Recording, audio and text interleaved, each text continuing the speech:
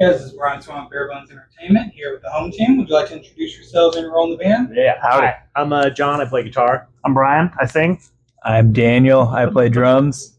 I'm Ryan. I play bass. So we actually interviewed you guys a couple years ago, but this is our first time getting to do this in person and actually see you guys. So it's great to finally really meet you.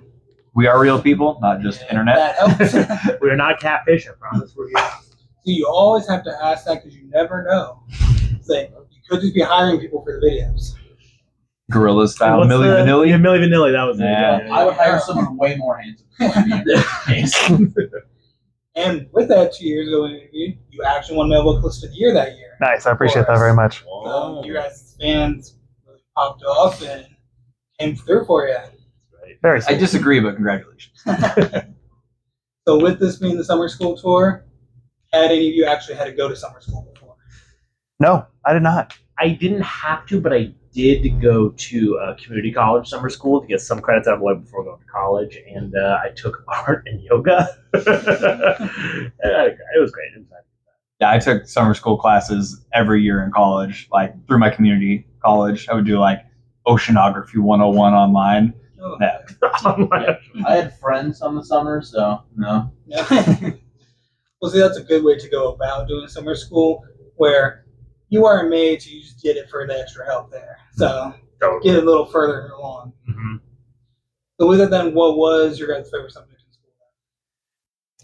A lot of my favorite subjects were not the subjects themselves, but dictated by how cool the professor was or the teacher. Yeah, I had some teachers in, like, for example, like my junior algebra teacher was phenomenal, and I don't give a shit about algebra, but like I enjoyed the class so much because I learned so many other things outside of, and how, like, you know, how algebra can apply to different things, but also life lessons that were important.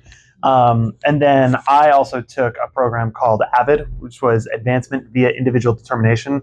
Basically, if you're a middle schooler who is smart but getting bad grades, they say, hey, what's going on here? You need to be more motivated. Let's put you in a class where we can motivate you more. And that was exactly what I just didn't really care about a lot of school stuff. And that class taught me a lot of stuff. Again, the teacher was amazing. And so, yeah, it was usually dictated less on the subject and more on the teacher that I had. But as a writer, I always went towards more like your English and everything. And then we had, which probably should have paid attention a little more, but had like a stress management class that would have been immensely helpful to have paid more attention in. Dude, That is having a adulting 101 class, absolutely needed to have it. Like explaining how compound interest works and how to do your taxes, like what different types of insurances exist and stuff. I still don't know what any of that means. Yeah, I'm saying. Yeah, stress management rolled right into like money management and everything. So definitely a useful course.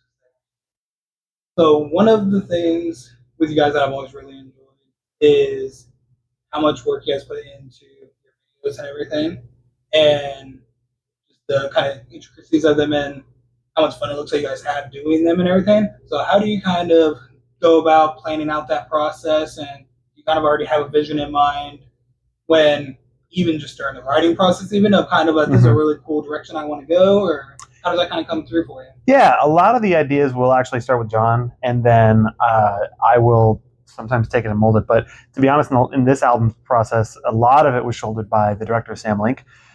He just did a phenomenal job of bringing a lot of our ideas to life. Like, realistically, some of our ideas maybe would have been unrealistic on the budget that we were trying to do it on.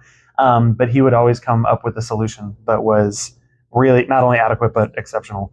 And he just absolutely crushed it. Yeah, the way I always kind of equated our kind of relationship is that we would kind of be like George Lucas, and then he'd be like Steven Spielberg. Like, we'll come up with this crazy idea, and he's like, okay, sweetie, let me go and make this a reality for you.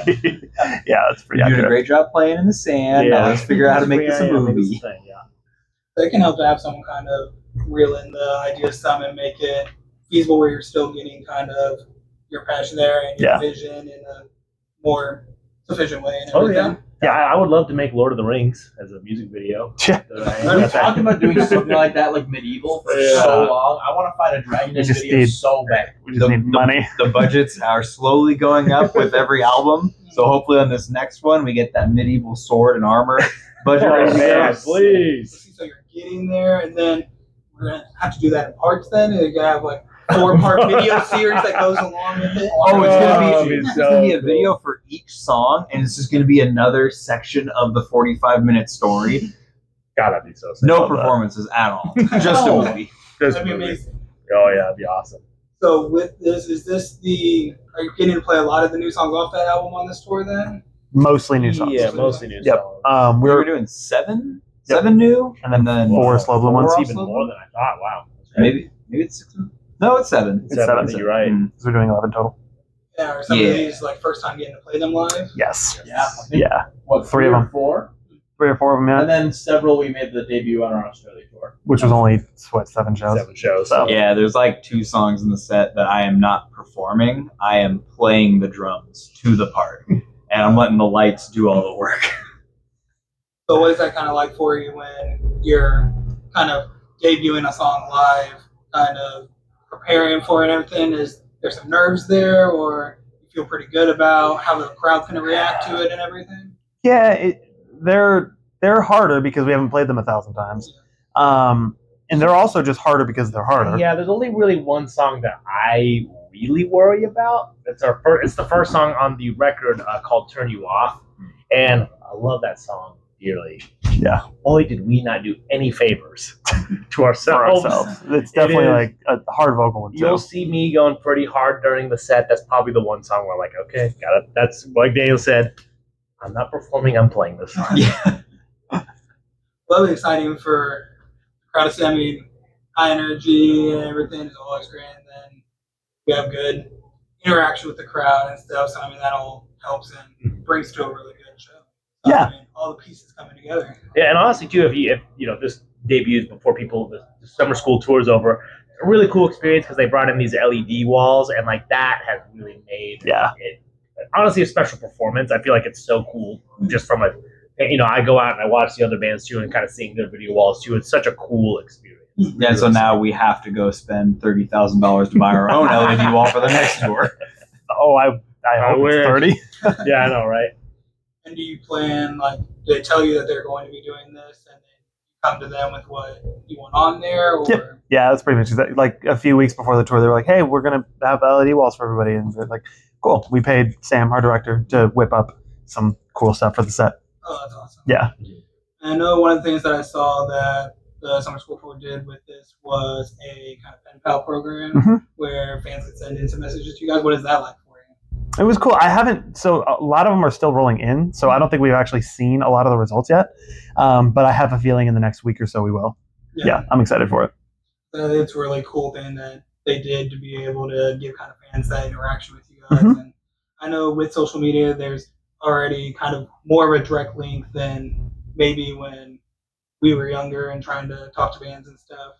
But that's still a really cool thing that we were able to set up. Yeah, and we try really hard to respond to like every message that we get. Like if we get a DM, we usually respond to it. When we're on tour, it's a little harder. Comments are way harder. Our inbox gets pretty flooded with like live footage and people tagging us.